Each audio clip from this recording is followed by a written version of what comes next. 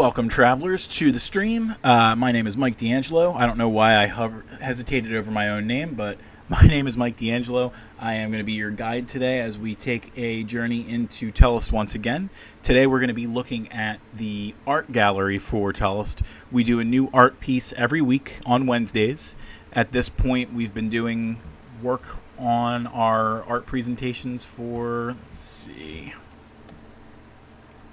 since March 20th of 2014, and to the best of my knowledge, we have not missed a Wednesday since then. There's a great deal of effort that goes into making sure that we always make sure that content is there for you. We work with a lot of artists to bring a lot of that kind of stuff to life. Hello there, Jill. Hello to Reggie and Cooper as well.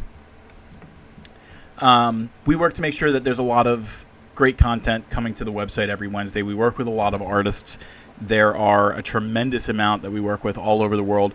As we look into the art gallery itself, which you can get to by going to the main website, going to the artwork option up here in the menu, and then going to art gallery. It'll bring you to this page, and we just have so much that I'd rather have had it ready for us than worry about having to have it load. I mean, you figure since 2014, there's a lot of art that's shown up here. And I don't even throw everything that we do on the art gallery up here, because we have things that are related to D&D, we have things that are related to Quantum Quest, and eventually I could overload the website if I was doing that kind of thing. So we did it this way instead to make sure that we don't blow up the Tellest website. So what we're going to do now is just kind of take a look at the way that the art gallery is structured and to kind of give some shout outs where they're due. So the very first part, we wouldn't have anything without the books of the Tellest universe. So we've got two artists primarily who work on our book covers in various ways. So Leonardo Barazio, we call him D. Leo Black. He is the one who usually does the actual art for the art gallery. So we've got all these things that he's done for us. The titling, that's usually done by Paul Davies. Paul Davies is also the one who, if you come to the top of the websites, he's the one that always does these beautiful headers for us. We are about to change this out. We chose a tavern background for the April Fools. You can see it goes together really nice with the April Fools cover that you can see in the background. But we are about to step into kind of a new era. We're getting to the third book in a series since The Enemy Within over 10 years ago. So now that Mageborn has its second sequel out, the third book in that series, we are going to change this to better reflect that. So we're going to have a new header up there soon. But in the meantime, you can see all the covers that we've had work done on. This doesn't do the same thing for short stories or anything like that. You know, we do have other people who do those kind of short story covers. So you can see here we've got Red Pear and Christiana Reyna. They have done some artwork for us before. There's these were kind of like interim short stories that we knew we were going to have a real story like cover done later. So like for instance, this is for Heart of the Forest, and then this ended up being Heart of the Forest's final cover here. Sometimes I throw the titling up here, sometimes I don't. With the double covers, it doesn't really make a lot of sense, I feel, to have all the back text as well. It just kind of takes away from the actual image, but for kind of the half covers that we have for some of the earlier books, it made more sense to do things like that. We had the same thing for Dragon Speaker, for Silver Serpent. Eventually, we're going to have a cover for the Whispers when I get back into that project. But yeah, so this is what we have so far. We have specifically covers for, quote-unquote covers for short stories. So our most popular one, this image is one that I've had to kind of fight people off of before. I've had to do a lot of DMCA takedowns. We just end up using a lot of these covers for Halloween, for April Fools, for things like that. And we've worked with a couple of different artists for that. Again, D. Leo Black, Paul Davies, Christiana Reyna, Dennis Kessel, and Chimera. Dennis Kessel he's kind of moved on, but he gave us this really great one for the Forest of Silence. These are our silence sprites, little fairies that'll sew your mouth shut if you're too loud. They kind of speak to me. And then Chimera, we don't usually work with too much anymore just because she's gotten pretty busy too. But she did a couple of awesome covers for us early for a couple of the stories that ended up in Tales of Tellest Volume 1. Christian Arena, he does a lot of like the Tellest baby stuff for us, and he's also going to be the one who gets a lot of the credit for bringing the birth of the Tellest children's book to bear, because we have his beautiful artwork kind of bringing Rihanna's words to life. So he did this this kind of splash screen for us for Merge Dungeon. I'm just now seeing how nice these two things blend together and how these things blend together. That wasn't planned. It's just, that's kind of the weird coincidency things that happen here at Tellest. We also have some kind of like scene art. So I've worked with a couple of artists here. Hosier used to be one of our most prolific. Got to use those fairies on Matt sometimes. I could totally see it. And then other times you couldn't get him to speak if you tried. Hosier is one of those people who we've worked with tremendously earlier on. He got so popular. You can see, like, if you look at some of his artwork, they're so spectacular and so detailed. He took that with him to League of Legends. So he does a lot of like the splash art for League of Legends and things like that. Every now and then I feel like we're going to get him for like a special, and then he ends up getting socked away and busy and stuff like that again, and we don't have the opportunity to work with him. But we have made full use of his artwork. A lot of this artwork has made its way onto mouse pads and things like that. Very likely to do the same thing with Liz Kay's work. So we have things like Mountain Watch. She does a lot of anthro work, so we kind of tackle those kind of things. After that, we get to the character and the race concept art. So this is predominantly Paul Davies, but we also had an artist named Luigi IX. I don't know if it's pronounced Luigi 9. But they've kind of handled that. And we have one other artist who's coming out, Lazy Artist PH, I believe his name is. He gave us another look at the Rhinotaur art that we were working with. I'd like to work with him again soon, but we're just kind of taking it easy with our budget for a little bit until we get things straightened away. But again, some of these have become very popular. We have this one that's graced a couple of books, even though they haven't asked for permission to do so. So I had to do some DMCA takedowns on that as well. This one, our Knoll Warrior here, ended up in a D&D campaign that I did not run, and the DM did not know that it was my art that he was using. That was hilarious, seeing that come to effect. I have no doubt that we're going to see a lot of that other stuff happen over the years too, because we just have so many cool things of art that we've gotten from these really talented artists. So we got a couple of these Luigi IX things down here. He does a lot of cool anthro art as well. The Warp Elves were going to be a kind of focal point in one of the short stories that we were going to include in Tales of Tellest Volume 2. That story grew big enough where we're pretty much thinking that we can make it its own novella. So we're going to flesh that out a little bit as we go, and then see if we can strengthen that enough to have it be a fully fledged, paperback novella that we can release. And then it'll be kind of like it'll be like how Heart of the Forest is a sequel to Silver Serpent years later. It'll be an Icarus follow-up, and it'll give one of our characters who's pretty popular an opportunity to kind of flex his wings somewhere else. So we've got some special occasion art. This is typically Christmas art, so you'll see, I didn't update this all the way, but you can see we've got some of our Christmas bookmarks that we do. This features Rihanna, myself, and our animals. So we're missing a couple of those. I have to clean that up a little bit. We've got some art from our wedding. So this was a little wedding favor that we sent out when Rihanna and I got married. And this was kind of what kicked off the whole bookmark craze that we do every Christmas. We don't do a holiday card. We do a bookmark. Leading up to the wedding, I gave this gift to my groomsmen. Kind of a fantasy look at us. Not quite the Tellest characters that we have. They actually do look very close in some cases to my real friends and my brother over here. And let's see. Like I said, a lot of art. It's blowing up my website. Earlier on, oh, you know what? So here we have the two cover arts for the Quantum Quest games, and then this is art that Sergey did for us. He's the one who does the Quantum Quest card game art. He did this for us as well. This is for the Persistent Fantasy World Building group on Facebook.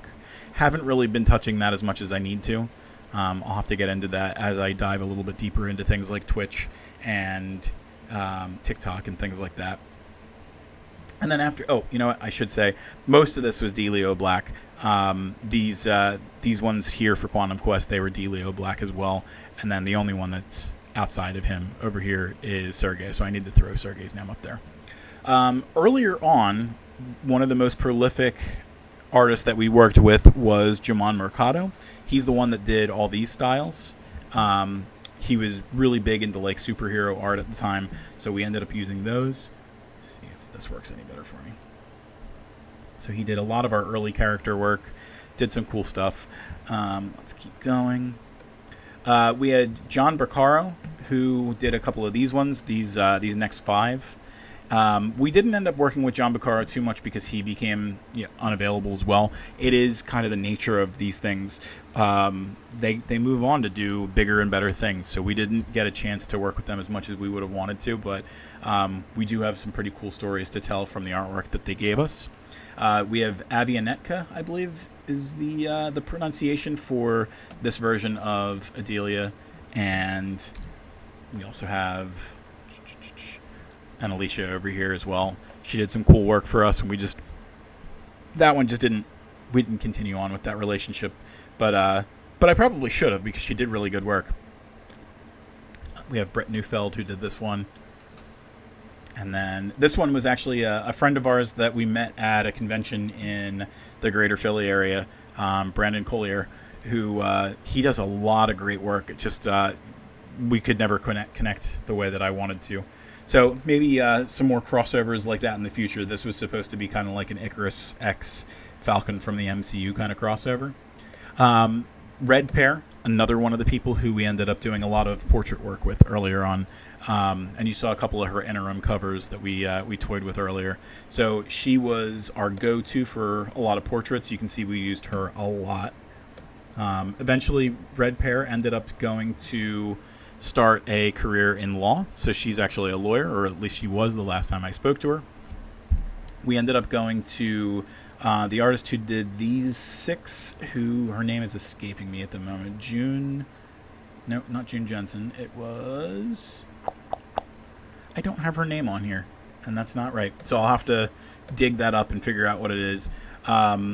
Barn Swallow is the next one. She and I continue to work together. She's doing a brand new series for us, which is kind of like portrait versions of these characters.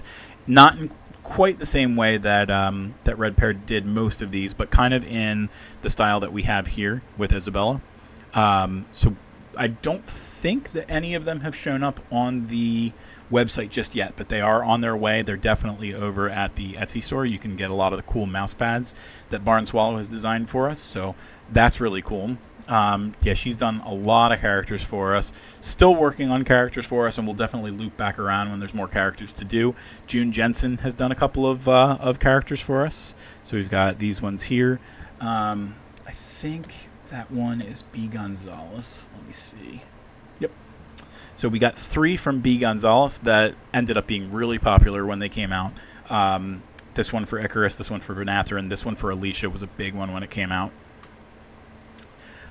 We've got Cerebral X, who did these 2. We've got Andrakitis over here, and Caitlin Angmar and her, I don't know if they're betrothed or if they're just beloved, Basta. So Basta's a werebear. Really cool art that Cerebral X does for us.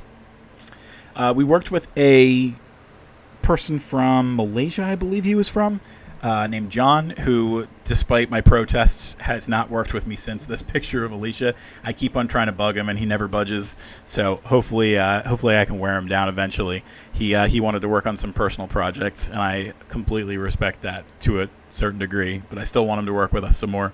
One of the big gets that we got over the last couple of years was a gentleman by the name of Dennis Van Kessel, who I mentioned earlier was the one who helped us design that kind of cover art for the Forest of Silence with those silence sprites. So he gave us a good chunk of characters. And then around Dirk is when he helped us to transit. He knew that he was going to be working at a studio, and he didn't just disappear on us. He worked very nicely to make sure that we had someone who could kind of fill in the gaps when he was gone. So he ended up helping us find Warren Zuen Lee, who has since become one of our most prolific artists. I think that the only one who's done more art than him at this point is Hosier, and Warren is quickly closing that gap. Very soon, I think he's going to overtake Hosier as far as how many characters he's designed for us. That's not to say that all of them are new characters or anything like that, but he is starting to get into that kind of new character zone for us. And then we have a couple of one-offs. This one here was Clover Teapot, and actually recently we started to expand our character list with Silky Noir. What we're going to do for a moment is I'm actually going to break out a new section of these streams where I thank some of our sponsors. So what we're going to do is I'm going to jump over to the sponsor section and hope that I do everything right so that people can get called out for being the awesome people that they are. So I'm going to drop this over to our sponsor screen and hopefully I get everything right. So I'll be right back.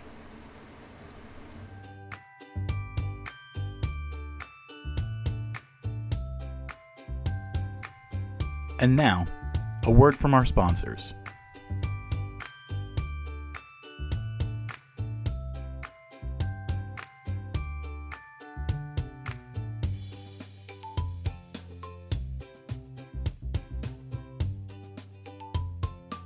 We've featured the work of author C.V. Vobe on the Tellest website before, but what we were exploring earlier was a snack-sized introduction to their world. Now, with the release of The Yawning Gap, The Wanderer's Cycle Book 1, we can take a deeper dive into their world. Vobe's prose brings about the story at a wonderful pace, and they bring their characters to life with such wit and charm you won't be able to help wanting to follow them along their paths. You can check out our latest promo for their work on the Tellest website starting this Thursday, the same day this awesome new book goes live on bookstore pages.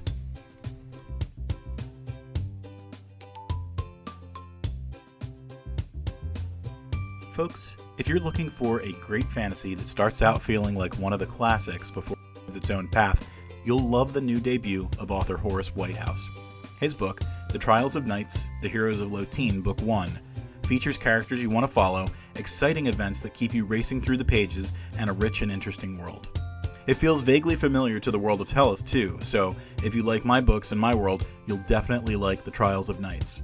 Check out our promo for it on the Tellest website.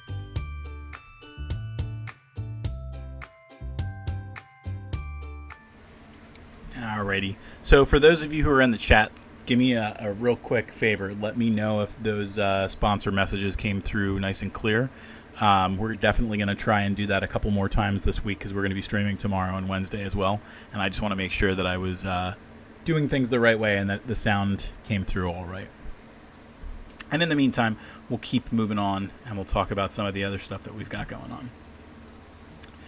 So, we worked with an artist named Regrena, who gave us a couple of pieces of art that were character-facing. So we have, like this one, Chimera, who is going to end up... I'm sorry, Chimera is one of the artists who we did earlier. This is Kirta. Kirta is actually a character who is related to one of the villains that we had in one of our earlier stories. She's going to play a big part later on. But we just haven't had a chance to let her play yet. She is in the expansion to Quantum Quest, so later this year people will be able to play as her in one of their parties. Regrena also did a couple of group shots for us that turned out really nice. So this was the cast of Arise. So we've got Vanathrin, Maravek, Vandalus, and Fandalorn here. I'm sorry, Faradorn. I'm stuttering over my words because it's hot in this room again. A little bit of brain melt going on. And then this is our cast from Sisters of the Crimson Veil. I cannot, for the life of me, remember these characters' names right now just because there's so much going on. But I do know Isabella, who we've seen before, and I do know Queen Beatrice. So we are definitely going to get to the Sisters of the Crimson Veil. I just don't know if I want to do it as a story, like a written prose story, or if I want to try and make it a graphic novel when I have those opportunities. So. Outside of that, we had an artist named Dina Helmy who did a couple of concept pieces for us. She actually did a couple of portrait pieces for us as well. We mentioned Chimera earlier. We had Chimera do a couple of these things for us. Luigi IX, he did this version of Dirk for us. We had, again, a couple of one-offs. So we had, I think this is Jackie Felix Wales, a Morpheus, and then we get into a couple of the more tried and true people that we work with. So we had Dirk. This is one of my favorite pieces of art, and this was actually gifted to me. It wasn't something that I had to pay for. And again, it was just one of those situations where we worked with Hozier for so long that I think coming close on like Christmas one day, he decided to gift me this. And again, this is one of my favorite pieces of art that I've ever received. And then we had this guy, Daylon, who did a couple of these, and it looks like we have Adelia and Alicia down here as well, so I'll probably clean that up. Earlier on, Hozier had a completely different style. We worked with him. You can see the kind of change in style between his earlier work and his later work. He really changed up his style. We got to watch him grow, and he did a tremendous job, and he's doing tremendous work over at Riot Games. We are very proud of him, but I really... even if it's a one-off every like 2 or 3 years, I'd love to get some more work done with him. He just did so much cool stuff with us. It doesn't really drop away from him at all in this set. This was all Hozier's set. He went by Skentz then, but Hozier is what we call him now. So we've got some anime style art that we have here. We only use one artist for this style art, and they've changed their name a lot over the years as well. They're Inanaki, Netamix. Currently they're Netamix, and we work with them on DeviantArt. They do really good work as well. They do our mages. They do really, really well. I'm always very impressed with it. And they kind of look like Final Fantasy characters. Not from the games themselves, but like from the instruction booklets and the covers and stuff like that. They really have that kind of style to them.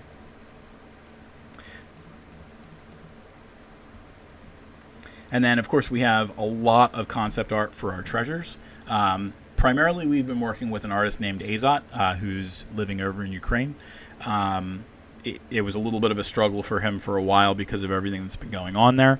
Every now and then we connect again. Recently, we haven't been doing any artifacts with him. We've been doing more like big concept pieces. He did a couple of our cool pieces of art that have ended up on mouse pads as well. Right now, you're not going to see any of the new artwork that we use with... we have another artist who does some artifact concept art named Stephen Belshaw. He did some art that we saw on April Fool's this year. We introduced new critters called Ligomorphs, and I think I talked about them on a previous stream. We're definitely going to be seeing more art from Stephen in the future. He's a really hard worker. He really captures the idea of what we're looking for. In fact, as we speak, he's kind of picking up...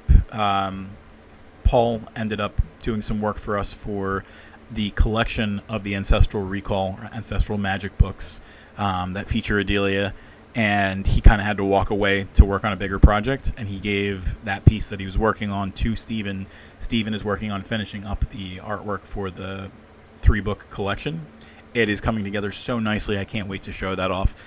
People over the next month on the newsletter are very likely going to see that art, and I'm so excited to be able to share that.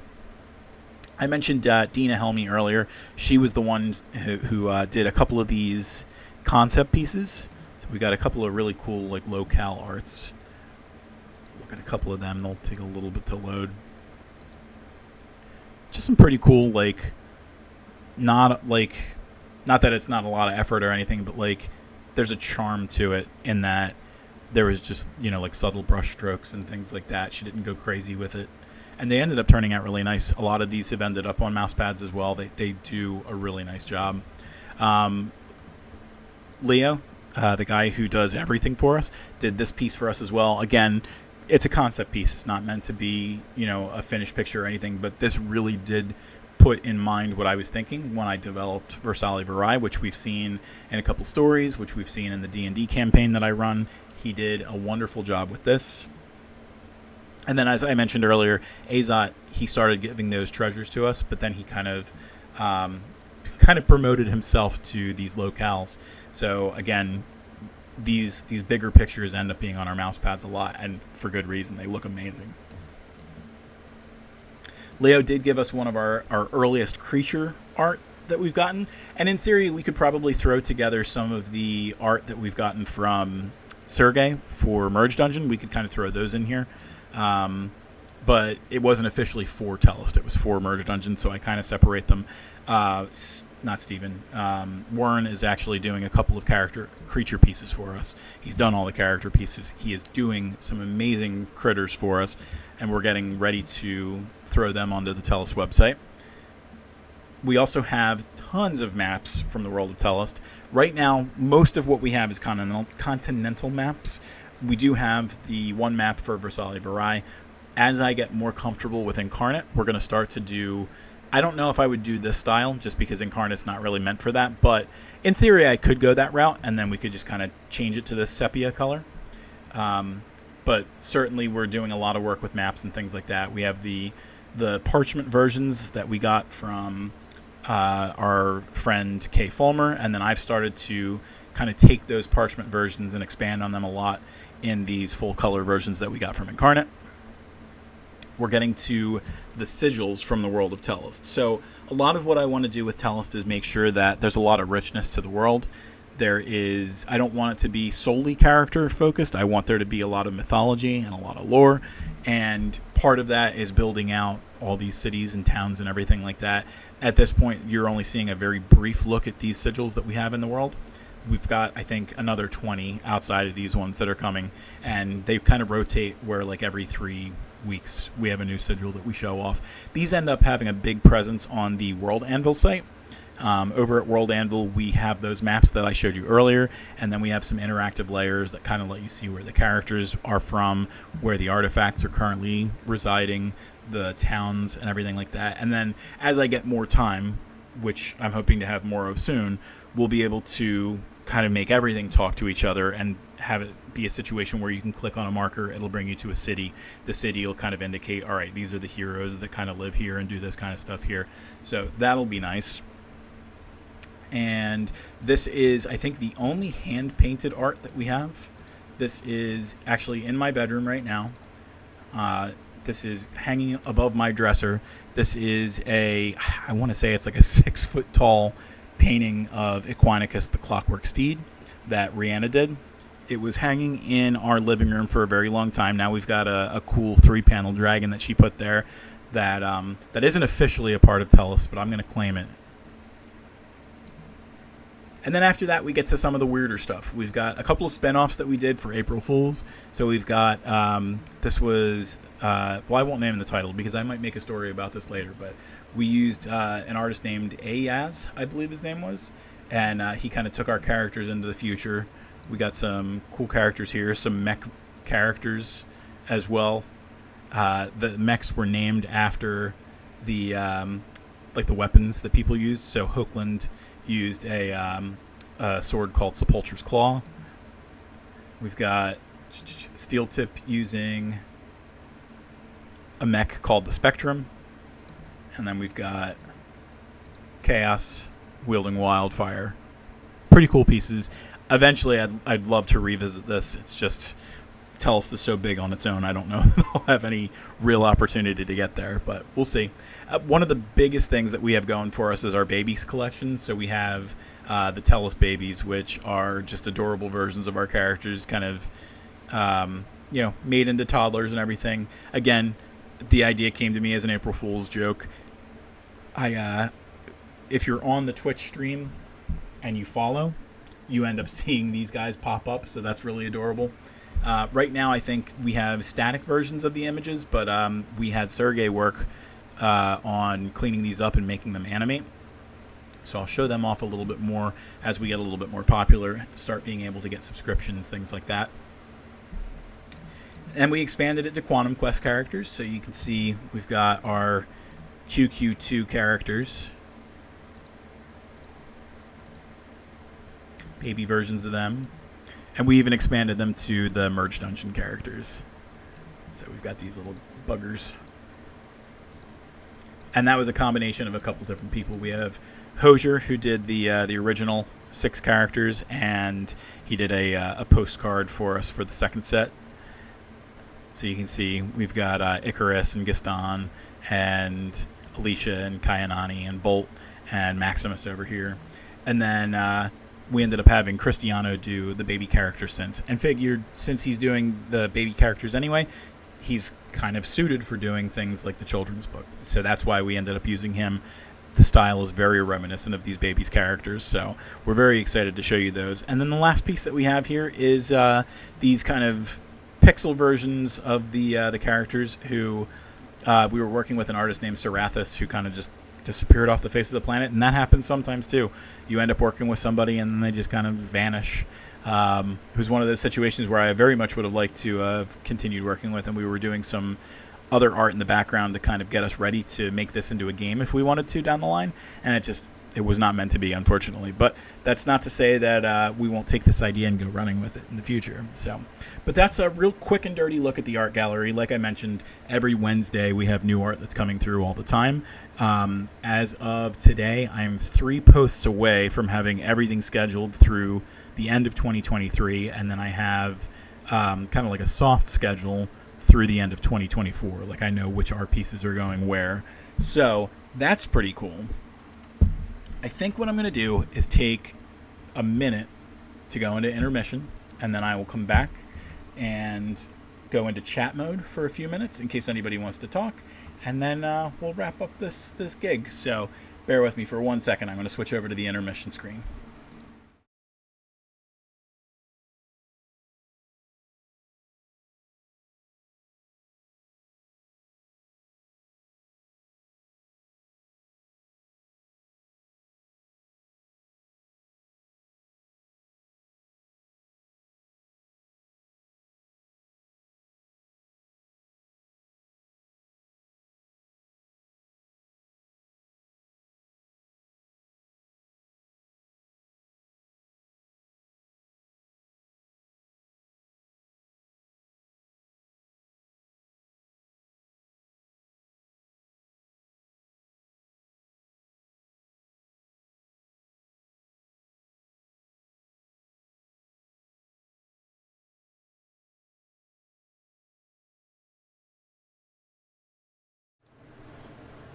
And there we go. I am back. I am going to throw on the webcam even though I'm a sweaty mess. Not as sweaty as usual because I've had the fan running this entire time. But so we'll keep this chat going for a couple of minutes. We're still very low on the followers count and the viewers count, so I'm not expecting a lot of chat. But this is talking Tellest, so we don't try and go too long for these things. So yeah, I'll just let the stream chat run for a few more minutes, and then we'll close up shop.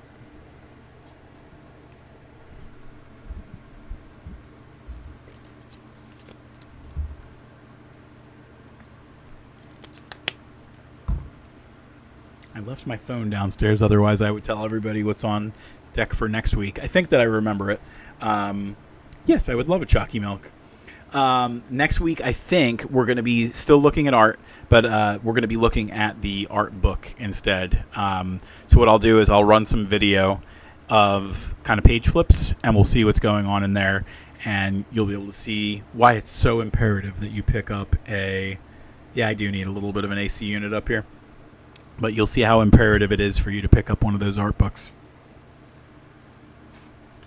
Clean up this website.